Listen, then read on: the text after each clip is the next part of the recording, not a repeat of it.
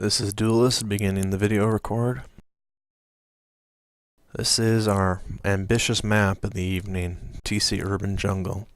Unparalleled for the map size, for the amount of information on the map, unparalleled for the map download size, unparalleled for a lot of good reasons. But it is a very wonderful map, and by popular request we're going to give it a go here. So far it seems to have been performing rather well. The defenders need to win this map in order to continue the campaign, otherwise the attackers will be awarded the planet. This is Map 3.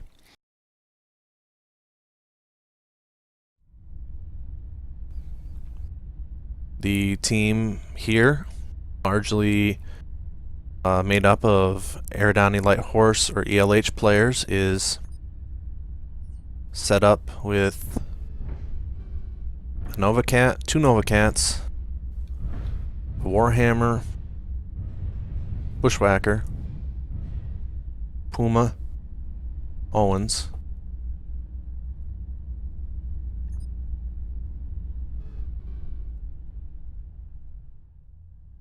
and it looks like the start may be a little bit delayed where we have a disconnect.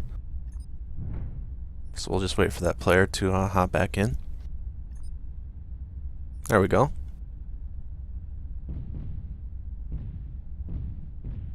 And let's see what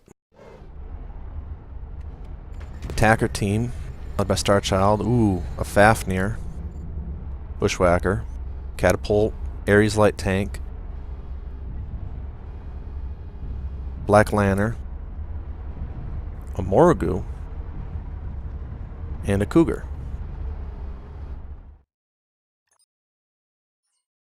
So Voodoo's able to get into his asset. We may start right away. I'm going to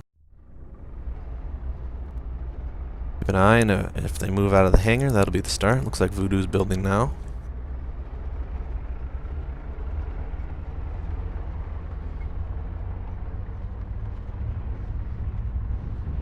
And we'll consider that underway. 30 minutes on the clock. This map is largely, like most urban maps, a close quarter combat.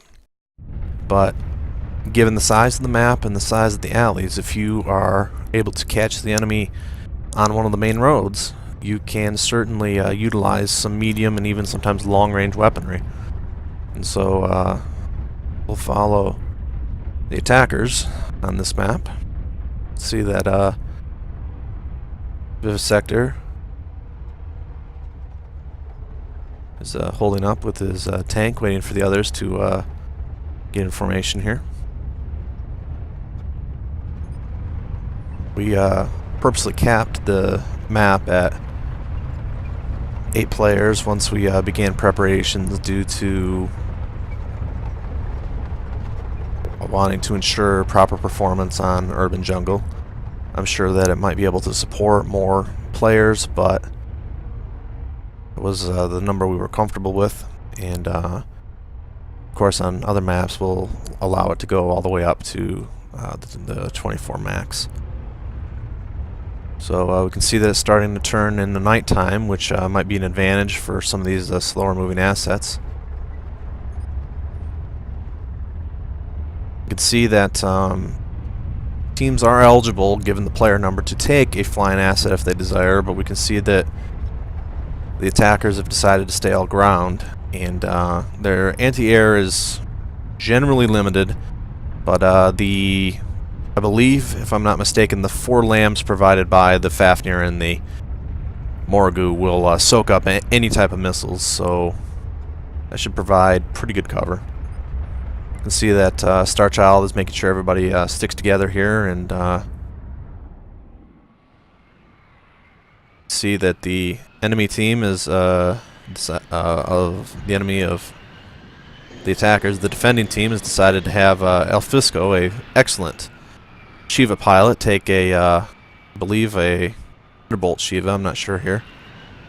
So that'll get their attention, certainly.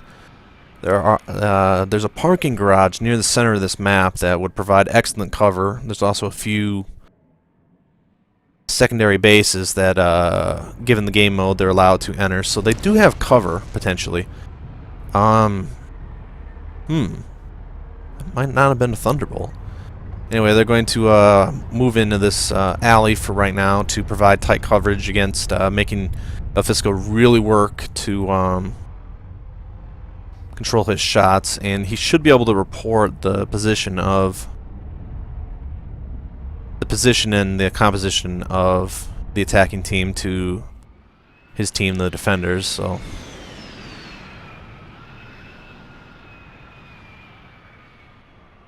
looks like that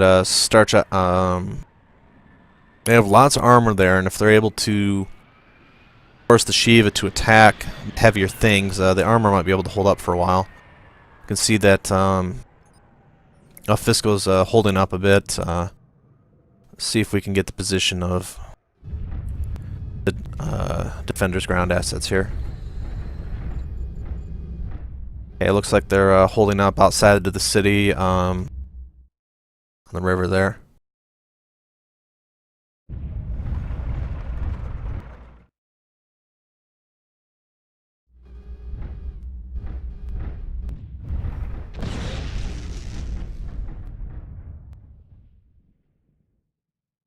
Yep, they're going to hold their ground assets there for now.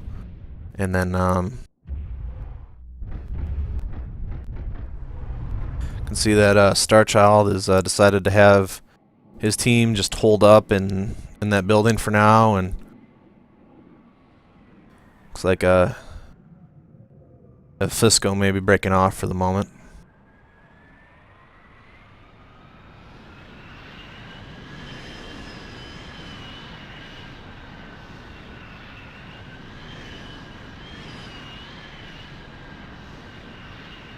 Now, keep in mind that aerospace are not carrying assets, which means that if the attackers are able to destroy all of the ground assets of the enemy team, the match will be over. And so that might be a consideration for the attackers to perhaps send out a fast unit to try and locate the defending team's ground assets. You can see that they're positioning a bit. Excellent. They're utilizing cover from the highway. This is a rather decent strategy because it doesn't prevent attack, but it certainly makes it that much harder for the aerospace to get in a coordinated attack, and also provides them a chance to perhaps get some damaging firepower. If that Fafnir is able to get a shot or two off on that Shiva, that might be enough to destroy it.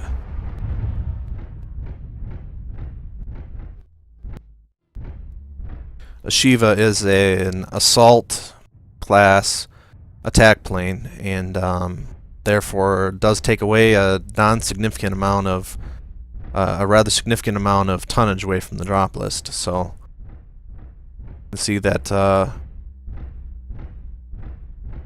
defenders are having some of their assets move up here. This is very interesting. I did not know these islands were here. They're going to move along the water, which will keep them out of the city against the significant firepower, close-range firepower from the attacking team. See that Fisco's Shiva is buying his team time to maneuver up and perhaps close the distance or set up a favorable attack position.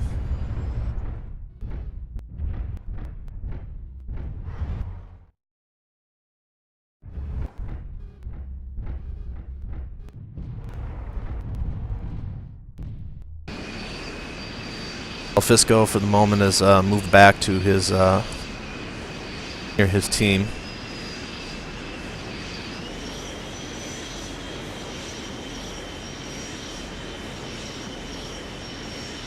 It appears there's 6 lasers, and hazard a guess that those are either Gauss or PPCs. I'm not quite familiar with this variant.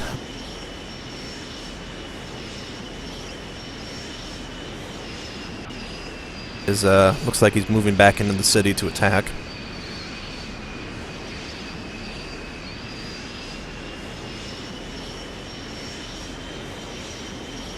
You can see where he came from and where the defenders are. Fisco's diving deeply now.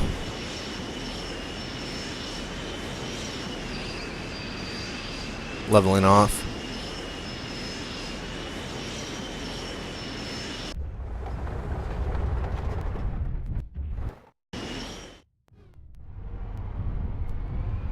Here comes Fisco on the attack, I believe. Might have gotten a shot off on the Morrigu. See that Starchild is utilizing this building for his team to have cover. Having the Fafnir and the Morrigu, which have the most armor by far of his of the attacker's assets, sit out in the open a bit to perhaps draw Fisco in to attack those. Be vital to locate the enemy team for them to be able to bring down these short-range guns. And the defenders are okay. We've had a disconnect, but there has been a fight. The battle has been joined, and so the team leaders can decide to deny a request for a hold if they desire. But at the moment, it appears that both teams have decided to accept the hold. So we have 9 minutes of play so far, 21 minutes left to go, and given the significant distance that the asset is from, they will. Okay. Vivisector was able to get back rather quickly, and once they start moving, we'll start the official game clock again. Oh, I see. They hopped into the Morrigu to make sure it does not despawn. Yeah, in the Black Lantern, so that's probably a good move, and we'll just wait for the player to reconnect, and that will restart the map, restart the match.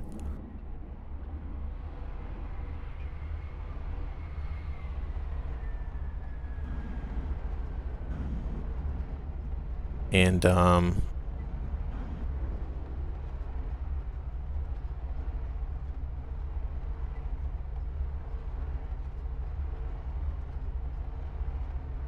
not quite sure what's occurring there.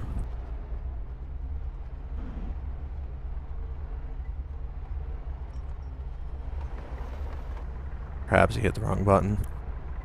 Anyhow, okay, Lynx is reconnected.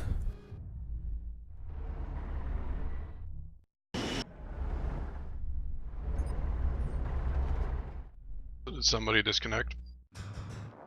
Yeah, Lynx had a disconnect, and as long as both teams have agreed to this, I suppose there's not a problem. They're allowing Lynx to build the VTOL, fly to his asset, and crash the VTOL. I thought that was the way we always did it. Well, in some variations of it, it's limited to that you have to go back on foot. Given the ridiculously large size of this map, though, and as long as there were no objections from the opposing team about this, then it probably makes sense, because we don't want everybody waiting around forever, obviously.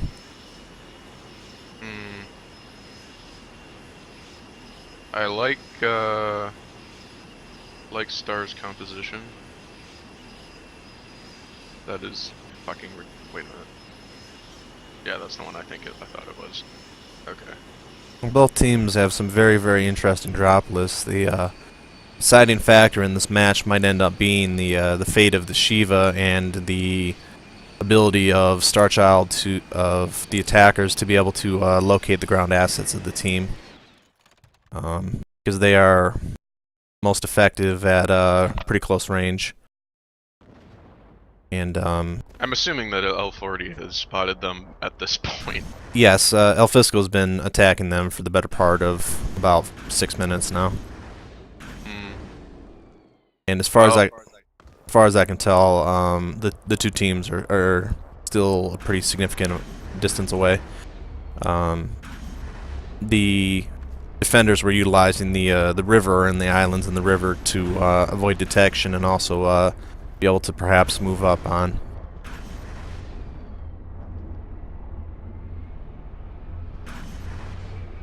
Okay, as soon as we see movement, that'll start the clock again.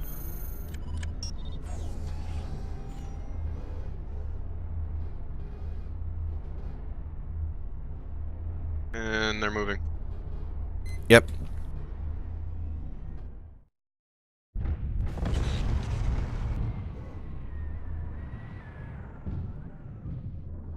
And I'm wondering if Starchild is going to have Red Lynx utilize that Black Lantern speed and electronics package to attempt to find the other team. Well, as of right now, Red Lynx is still standing where he was when he got it back in. As he might be utilizing his radar package from there, or just staying in cover while the others advance. Yeah. I think Elf's going to have a field day unless they specifically decide to stand their ground in an area where they know Elf won't be able to hit them, or at least won't be able to hit them without them being able to easily shoot back. You can see that the defenders continue to move up via the river and are probably closing their distance to the team, utilizing Elfisco to cover their advance by keeping the attackers busy. And we can see that Starchild's been trying to move cover to cover. In a city like this, some of the alleyways are more conductive to forcing an aerospace to have to work harder for the attack, but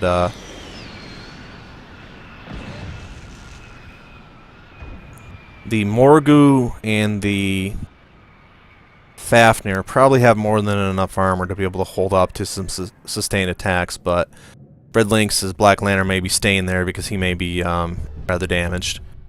As fast as a Black Lantern is, a Shiva is that much faster, and you can see that they've kind of left Lynx behind right now. Perhaps they're just trying to get Elfisco to attack the main group while Lynx might move up. He doesn't appear to have any signs of significant damage, and so perhaps they're just utilizing Lynx to try and get some shots in Elfisco from a distance.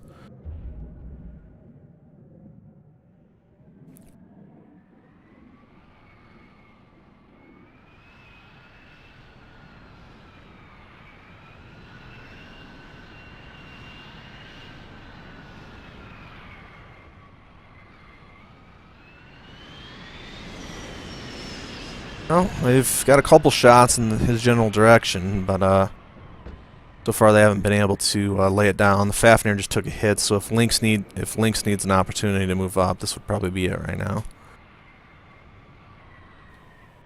You can see that they've decided to hold in these apartment complexes near the center.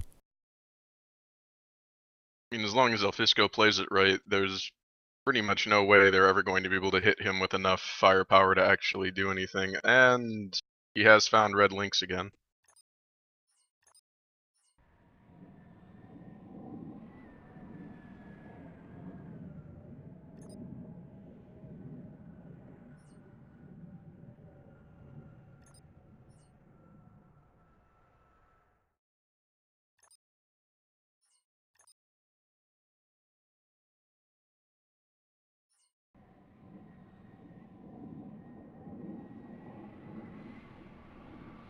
I've pulled back pretty far back on the camera, and it looks like that the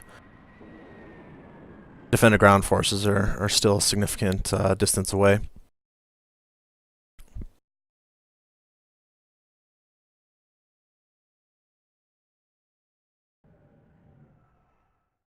fact, that's okay. It looks like they're in the city now, moving along this highway. I think I'll stick with them for a bit. I've been following the attacking team for the better part of the match. The defenders are all in formation, moving along near the main highway.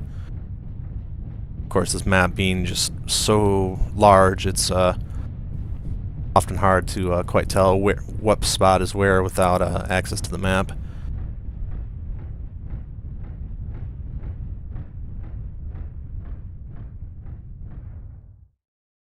Well, if I pull back in their current position, like way up, you can see that they're along along part of the edge of the map, along the northern part of the map, moving. If I'm correct, I believe they're moving westward, and they are about, if I had to make an estimate, I'd say they're about 1 kilometer out right now from the ground, from the attacking ground assets. So it'll be interesting to see how busy Elfisco's able to keep them on their mind while his assets perhaps around the rest of his team moves into attack position. Yep, we can see they're closing in. They're probably about 700 meters out now. And Elfisco is going to go the long way around, and they're probably going to combine their attack. Now, even though they're pretty beat up, that Shiva's powerful, but still only one Shiva, and that Morgu and that Fafnir are going to be able to deal some very significant damage, and so the defenders are going to have to be careful with their advance, and certainly think about moving all together as one, making sure that everybody stays out of friendly fire and utilize the bulk of their firepower. But it looks like it will be pretty short that we will have a full-scale combat here.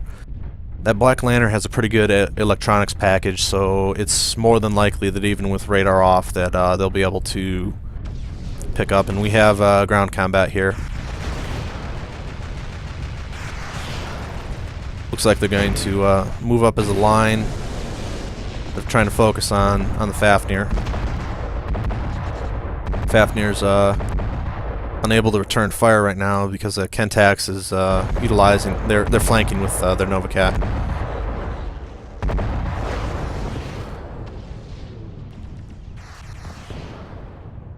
And the attackers are trying to regroup and get their firepower all focused here.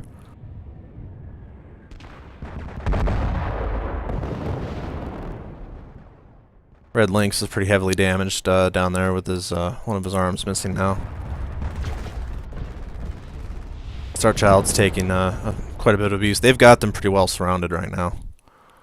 And well, here's the other thing too. While the attackers are focused on the ground assets, it makes it very easy for Elfisco to line up an attack run on whoever he wants.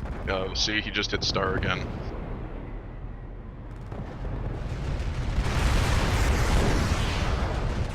Okay, Imp is down.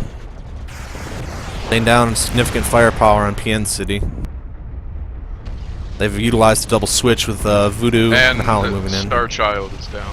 That Morgu's become that much more important. I believe that's the ATM Morgu though, so its LBXs are only going to be able to lay down. Okay, there goes another mech. There goes another, and the tide is quickly shifting in favor of the defenders to force a map 4. Okay, we have a nuke coming. Mechs can explode randomly if they take a bunch of damage, and everybody that was looking at that is not going to be able to see for about 5 seconds. I believe it also killed Chesler. Yes. Looks like Lynx was trying to get out of Elfisco's gaze, and they're trying to group up here. Wexo and Vivisector are trying to stay together. Zoidberg's moving in to try and finish off Lynx. Lynx has gotten the cover now, at least for the moment. They've sent a Novacat and a Thor after Lynx.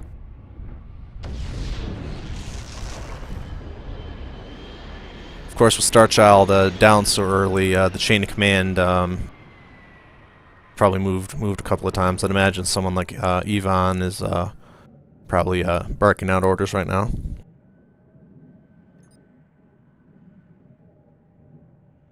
So they have 5 remaining ground assets. 4. Yeah, this should be